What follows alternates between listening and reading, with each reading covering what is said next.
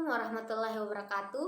Perkenalkan, saya Sartika, mahasiswi jurusan Psikologi Pendidikan dan Bimbingan Fakultas Ilmu Pendidikan Universitas Negeri Makassar, kelas B angkatan 2018. Di video ini saya akan menjelaskan salah satu pendekatan postmodern, yaitu konseling naratif. Di video ini juga akan ditampilkan mengenai praktek konseling, khususnya konseling individu dengan menggunakan pendekatan konseling naratif. Selamat menyaksikan.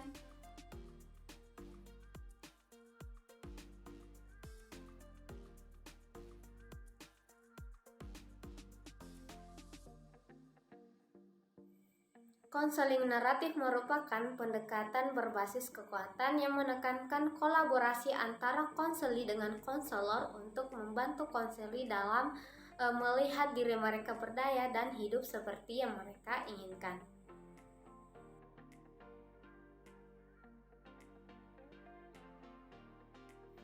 Pendekatan konseling naratif dikembangkan sekitar tahun 1990 oleh Michael White dan David Epstein.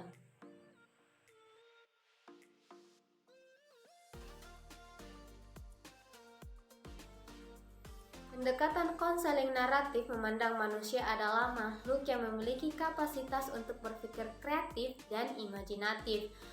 Konselor naratif tidak berasumsi bahwa mereka lebih tahu lebih banyak tentang kehidupan konseli daripada konseli itu sendiri. Konseli naratif adalah penafsir pertama dari pengalaman mereka sendiri. Pendekatan konseling naratif juga memandang manusia adalah sebagai agen aktif yang mampu mendapat makna dari dunia pengalaman mereka sendiri.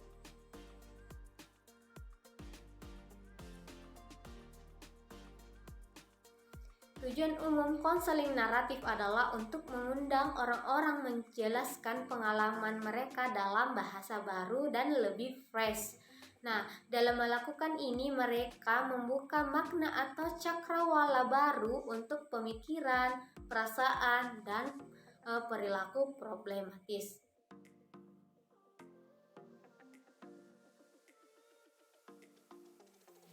Adapun tahapan-tahapan dalam konseling naratif, yaitu yang pertama, berkolaborasi dengan konseli untuk sampai pada nama masalah yang sama-sama dapat diterima oleh kedua belah pihak. Yang kedua adalah mewujudkan masalah dan atribut niat menekan dan taktik terhadap masalah tersebut. Yang ketiga adalah menyelidiki bagaimana masalah itu mengganggu, mendominasi, atau mengecilkan hati konseli. Yang keempat adalah mengundang konseli untuk melihat diri atau ceritanya dari perspektif yang berbeda dengan menawarkan makna alternatif terhadap peristiwa. Yang kelima adalah menemukan momen ketika konseli tidak didominasi atau didorong oleh masalah, dia dalam mencari pengecualian terhadap masalah. Nah, yang keenam adalah menemukan bukti historis untuk mendorong pandangan baru tentang konseli sebagai orang yang cukup kompeten untuk menantang, mengalahkan, atau keluar dari dominasi atau tekanan masalah. Nah, yang ketujuh adalah minta konseli untuk berspekulasi tentang apakah bentuk masa depan yang dapat diharapkan oleh orang yang kompeten kuat yang muncul. Nah, ketika konseli ini bebas dari cerita yang jenuh dengan masa lalu, dia dapat merencanakan masa depan yang tidak terlalu problematis. Nah, yang terakhir adalah temukan atau ciptakan audiens untuk memahami dan mendukung cerita baru. Tidak memadai sekedar membaca cerita baru. Nah, konseli perlu menghidupkan cerita baru di luar konseling. Karena masalah seseorang awalnya dikembangkan dalam konteks sosial. Penting untuk melibatkan lingkungan sosial dalam mendukung cerita kehidupan baru yang muncul dalam percakapan dengan konselor.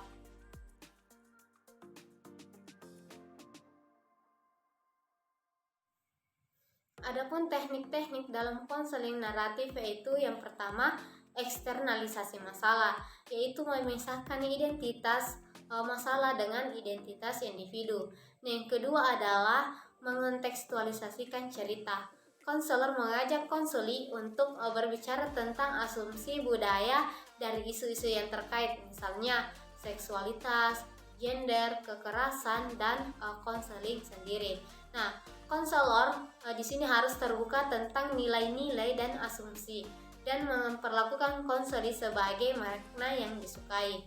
Yang ketiga adalah hasil unik. Di sini Michael White melihat pada hasil yang unik seperti saat-saat singkat ketika konseli dalam konseling mengalami kebebasan dari kekuasaan masalah atas tanggapan atau telah mengalami cara yang disukai.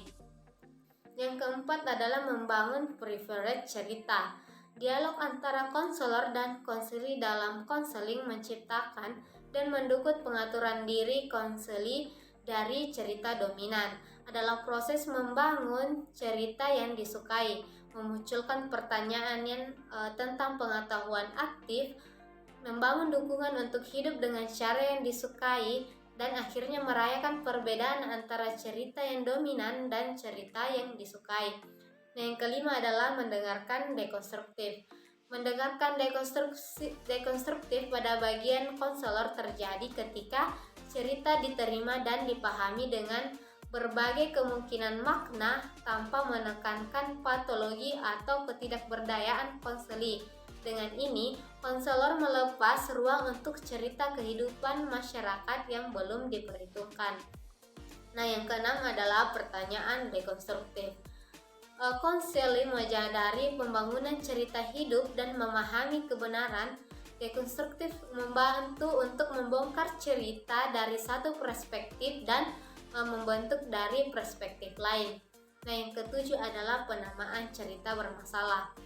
Penamaan cerita bermasalah dikenal sebagai tema atau plot, sangat penting untuk eksternalisasi cerita dan gerak konseling menuju tujuan.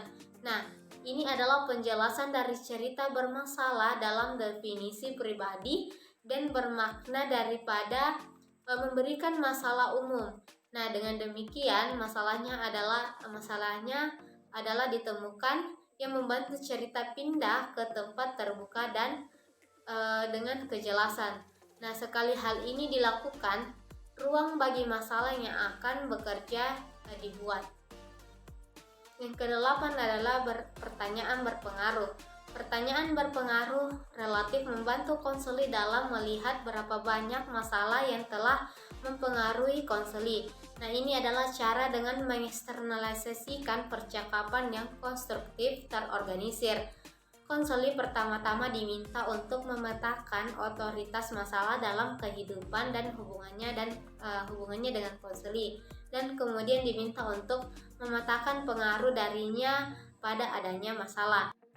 Yang kesembilan adalah pembukaan pertanyaan dan pertanyaan kesadaran atau biasa juga disebut dengan pertanyaan makna. Nah, yang terakhir adalah pembuka ruang pertanyaan. Pertanyaan terbuka untuk mengingat tindakan yang berarti pribadi yang membantu dalam mengambil kendali dari masalah. Konselor membantu konseli dalam mengungkap hasil yang unik. Pertanyaan tindakan konselor berencana perkembangan peristiwa dari waktu ke waktu yang membantu untuk mengembangkan pembukaan menjadi cerita alternatif.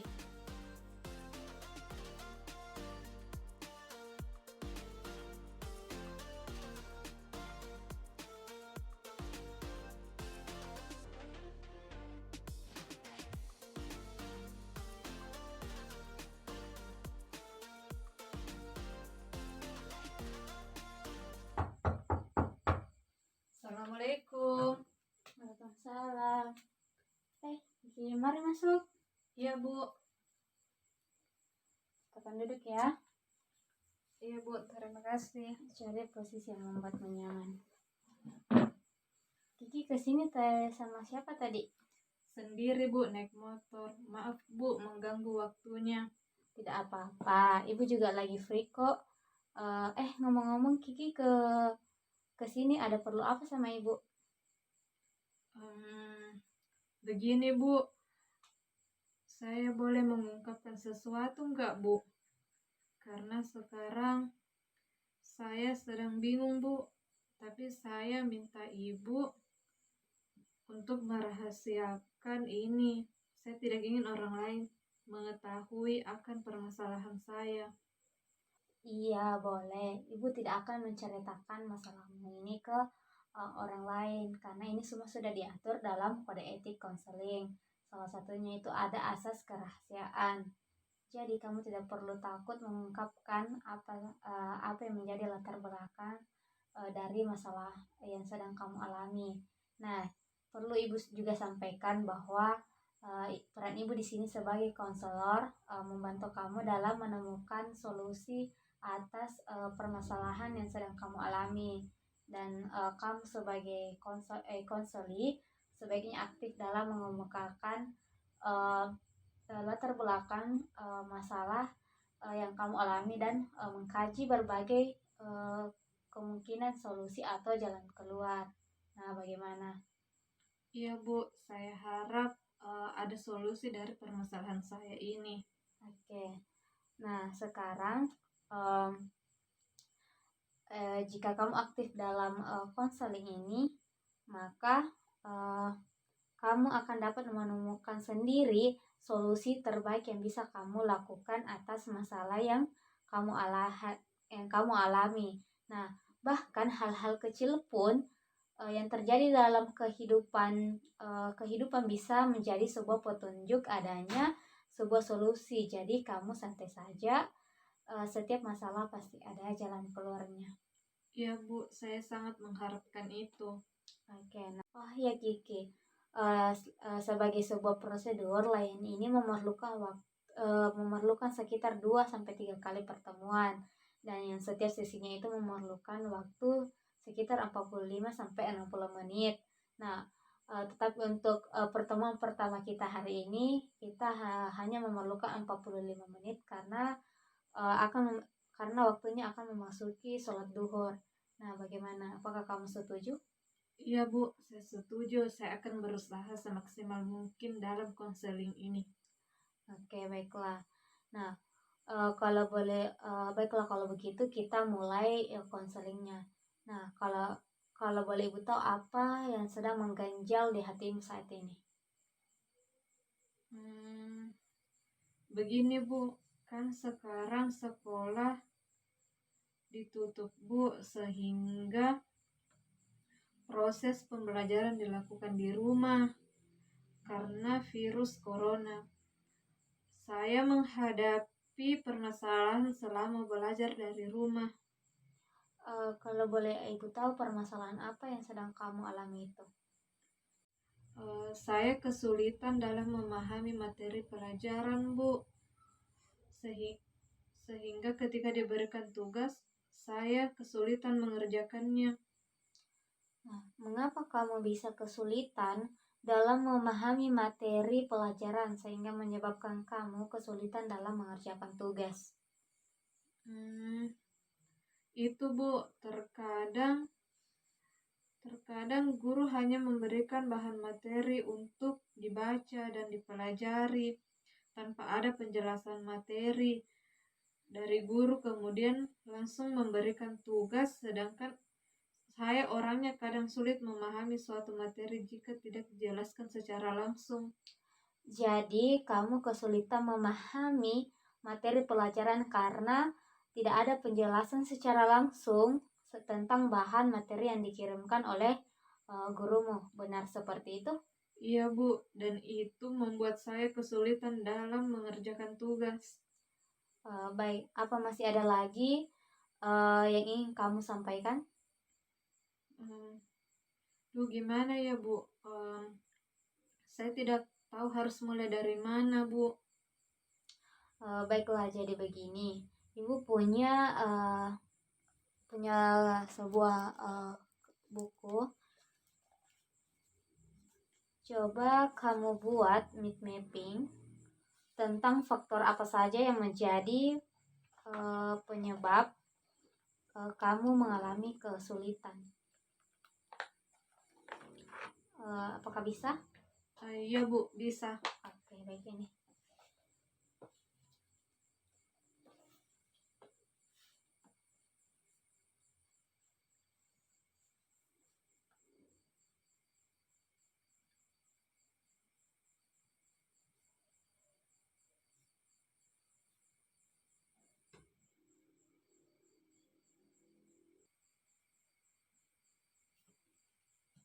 Sudah, Bu.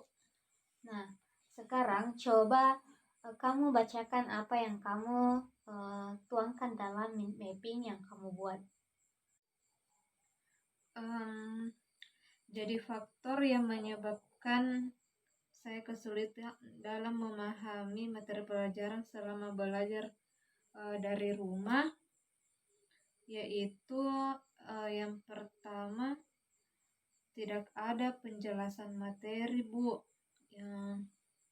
Yang kedua, metode pembelajaran yang monoton. Terus, kondisi tempat belajar yang tidak kondusif, konsentrasi kadang terganggu. Nah, jadi itu hal-hal yang menyebabkan kamu merasa kesulitan dalam memahami materi pelajaran. Iya, Bu. Karena saya kira itu membuat saya kesulitan dalam memahami materi pelajaran.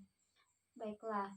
Nah, sekarang ketika kamu sedang belajar dan kamu sulit memahami materi, apa yang biasa kamu lakukan? Saya biasa bertanya dan minta dijelaskan oleh teman yang saya rasa cukup paham dengan materi itu, Bu. Nah, dari apa yang kamu paparkan tadi, selain kesulitan yang kamu alami, kamu berusaha memahami materi dengan cara meminta penjelasan temanmu sehingga kesulitan yang kamu alami bisa diminimalisir. Bisa seperti itu, Bu. Oke. Nah, jadi kira-kira apa yang ingin kamu capai dari sesi konseling ini? Saya ingin kesulitan yang saya alami bisa teratasi, Bu. Baiklah. Sebelumnya juga ada kasus seperti ini, bahkan lebih parah, di mana ada seorang siswa yang merasa sangat kesulitan dalam memahami materi pada mata pelajaran tertentu, walaupun sudah dijelaskan secara langsung, sehingga dia selalu kesulitan dalam mengerjakan tugas. Lalu kemudian berusaha mencari faktor penyebab kesulitan yang dialaminya. Setelah itu dia berusaha mencari strategi belajar yang efektif untuk meminimalisir kesulitan itu. Nah, dari usahanya itulah sehingga kesulitan yang dialami bisa teratasi. Nah, untuk kasus kamu ini, sekarang kamu coba juga menyatakan bahwa dirimu pun bisa memahami materi pelajaran dengan baik karena kamu sudah berusaha meminimalisir kesulitan yang kamu alami. Iya, Bu. Baik, sekarang coba kamu kembali buat mind mapping di buku yang ibu kasih tadi, dan tuliskan bagaimana bila kasus yang sama terjadi kembali tetapi dengan perasaan yang berbeda, bahwa kamu merasa lebih mudah memahami materi pelajaran. Baik, Bu.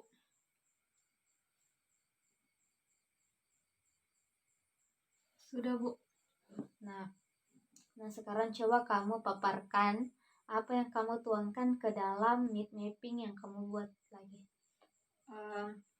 Jadi, Bu, jika saya mudah memahami materi pelajaran dengan mudah,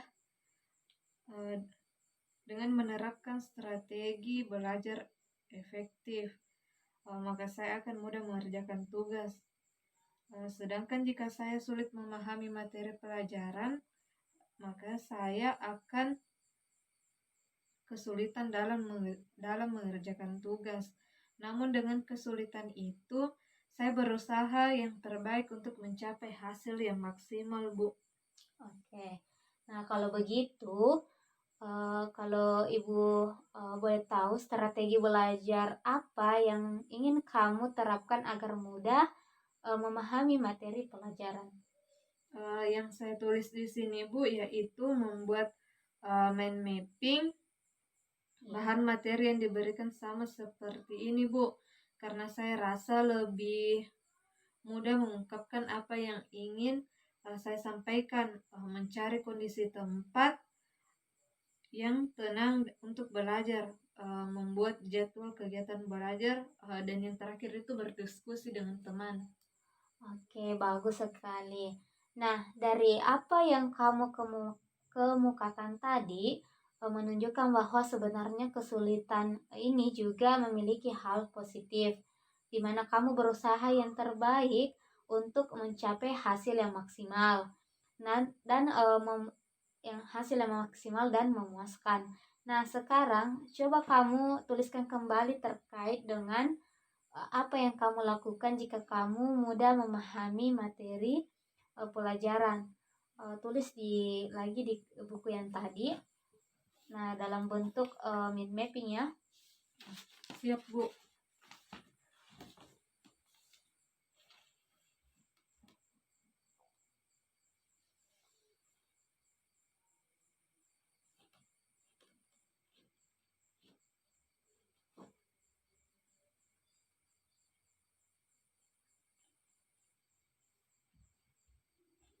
Sudah selesai, Bu. Nah, sekarang coba kamu paparkan lagi kepada ibu apa yang kamu tulis. Jadi mungkin jika saya mudah memahami materi pelajaran, maka saya tidak akan menemui hambatan atau kesulitan dalam mengerjakan tugas karena saya sudah menerapkan strategi belajar yang efektif dan saya akan berusaha yang terbaik untuk mencapai hasil yang maksimal. Bagus sekali. Jadi menurut pandanganmu, mana yang kamu pilih? Tetap ingin merasa kesulitan memahami materi atau ingin mudah memahami materi? Tentu saja saya pilih yang kedua, Bu, sesuai dengan pandangan yang baru saja saya pilih, Bu. Bagus sekali. Nah, untuk selanjutnya, apakah kamu memiliki seseorang yang dekat denganmu dan kamu percaya? Ada, Bu. Teman sebangku saya jika di sekolah sekaligus tetangga saya, Bu. Saya juga sering curhat di sana. Namanya Rahma, Bu. Baiklah, jadi selama beberapa hari ke depan, Ibu ingin melihat apakah kamu bisa melaksanakannya, apa yang kamu inginkan tadi dengan menerapkan strategi-strategi belajar yang kamu sebutkan tadi. Untuk melihatnya, kamu bisa meminta bantuan Rahma untuk mengingatkanmu dan melakukan diskusi dengannya terkait materi-materi yang sulit kamu pahami. Bagaimana? Apakah sudah dipahami? Ya, Bu, saya sudah paham. Saya akan memberitahu Rahma akan hal ini. Jadi, kapan kita bisa kembali bertemu untuk melihat progresnya? Bisa hari Kamis depan, Bu. Itu pun kalau Ibu tidak sibuk. Insya Allah Ibu bisa. Kira-kira jam berapa? Bagaimana kalau jam 10 pagi, Bu? Baik, jadi kita akan bertemu di sini di rumah Ibu karena kemungkinan besar sekolah belum buka pada hari Kamis itu dan di jam 10 pagi. Nah, apakah masih ada yang ingin kamu sampaikan kepada Ibu? Sudah tidak ada, Bu. Oke, karena berhubung waktu yang sudah kita sepakati tadi sudah habis, maka kita akhiri pertemuan kita untuk hari ini. Iya, Bu, terima kasih atas bantuan dan penjelasannya, Bu. Iya, sama-sama. Kalau mau ke sini, kamu bisa hubungi Ibu. Ya, nomor Ibu bisa kamu ambil di grup WhatsApp BK khusus kelas 11 ya. Kamu sudah ada di dalam grup kan? Iya, Bu, saya sudah save nomor Ibu. Kalau begitu saya pamit, Bu. Assalamualaikum. Waalaikumsalam. Hati-hati di jalan ya. Iya, Bu.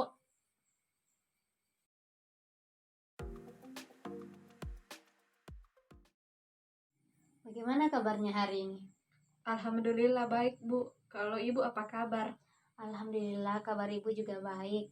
Nah, seperti yang kita sepakati pada pertemuan pertama, bahwa setiap sesi konseling itu membutuhkan waktu sekitar 45 sampai 60 menit. Apakah kamu sudah siap untuk sesi konseling kita hari ini? Iya, Bu, saya sudah siap. Baiklah, pada pertemuan sebelumnya kamu bercerita bahwa kamu kesulitan dalam memahami materi pelajaran selama belajar dari rumah, sehingga kamu kesulitan dalam mengerjakan tugas. Iya, Bu. Nah, apa yang kamu rasakan selama seminggu ini? Apakah ada perubahan yang kamu rasakan selama seminggu ini? Iya, Bu, ada perubahan yang saya rasakan. Kalau boleh ibu tahu, perubahan seperti apa yang kamu rasakan? Saya merasa sudah bisa memahami sedikit demi sedikit materi pelajaran, walaupun masih ada beberapa yang belum bisa saya pahami dengan baik. Tapi itu menurut ibu, tapi itu sudah bagus karena untuk mencapai hasil yang diinginkan itu tidak instan, harus beberapa tahap yang harus dilewati. Lalu bagaimana perasaan kamu terhadap perubahan itu? Saya merasa lega, Bu, karena saya sudah bisa mengerjakan tugas tanpa hambatan lagi. Wow, itu bagus sekali. Ibu ikut bangga denganmu. Iya, Bu, terima kasih. Nah, selanjutnya sekarang ibu minta kamu menuliskan cerita perubahan yang kamu kemukakan tadi dan siapa saja yang membuatmu dalam melakukan perubahan ini. Kamu bisa menulisnya lagi di buku ini. Iya, Bu, bisa, Bu.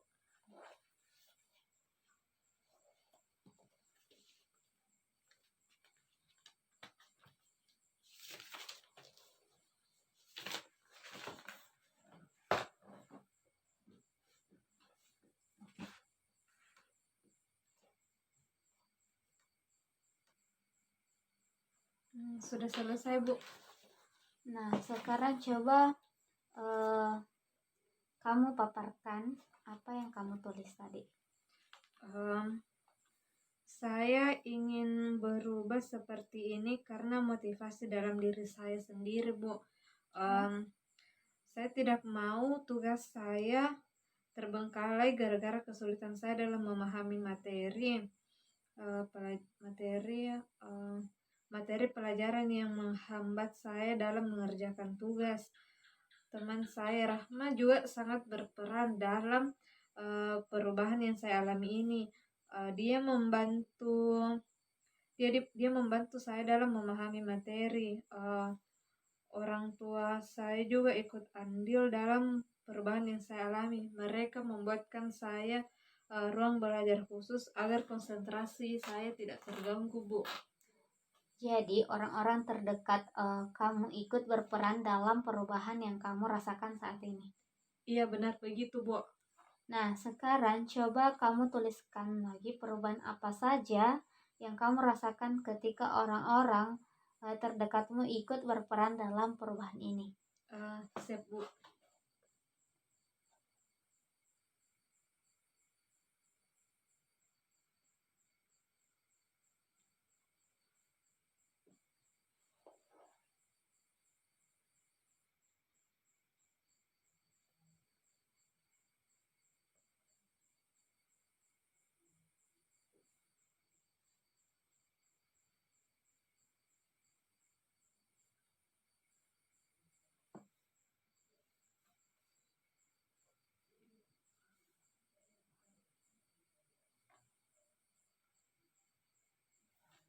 Sudah, Bu.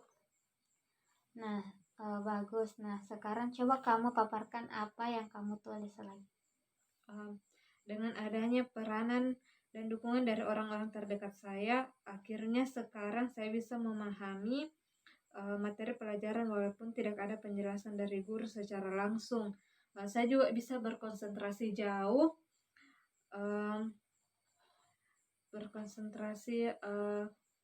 penuh ketika belajar karena ruangannya sudah kondusif, tidak ada lagi kebisingan yang mengganggu, dan intinya saya Dan intinya saya nyaman dengan perubahan yang saya alami ini. Pandangan yang saya harapkan pada sesi pertama konseling ini dapat terwujud. Ibu turut senang mendengarnya. Jika pandangan yang kamu harapkan pada sesi pertama konseling sudah terwujud. Iya Bu, saya senang dengan hal ini. Ya, lalu apakah ada perasaan lain yang kamu rasakan karena perubahan ini? Saya merasa senang dan lega karena saya sempat pesimis akan masalah ini. Namun sekarang saya bisa membuktikan bahwa saya mampu melakukannya.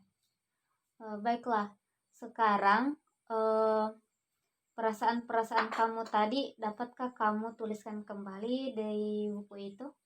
Iya Bu, bisa. Oke. Sudah selesai Bu.